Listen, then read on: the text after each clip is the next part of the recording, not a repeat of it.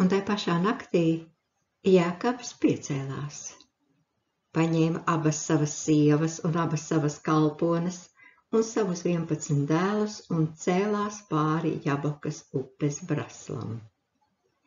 Tad viņš ņēma tos un pārveda pāri upei, tāpat visu, kas tam pašam piederēja.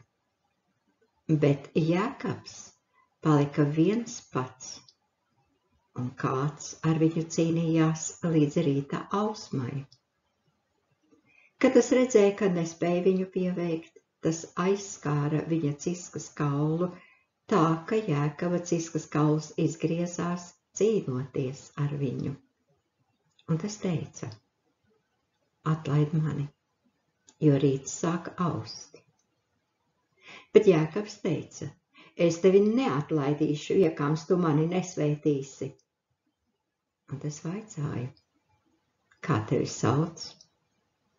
Viņš atbildēja: Jēkabs. Bet tas viņam sacīja: tavs vārds turpmāk nebūs Jēkabs, bet Izraēls, jo tu ar Dievu un ar cilvēkiem esi cīnījies un esi uzvarējis. Un Jēkabs jautāja un sacīja: pasaki jau savu vārdu. Bet tas sacīja: kādēļ tu man prasi manu vārdu? Un viņš to tur savētīja.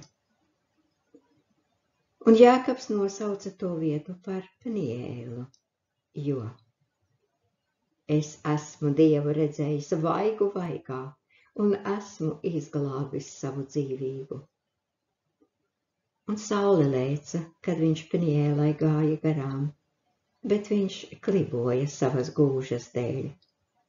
Tāpēc Izraēla bērni līdz šai dienai neēd gūžas cīslu, kas iet pār ciskas locītavu, jo Jēkabam bija skarta gūžas dzīsla.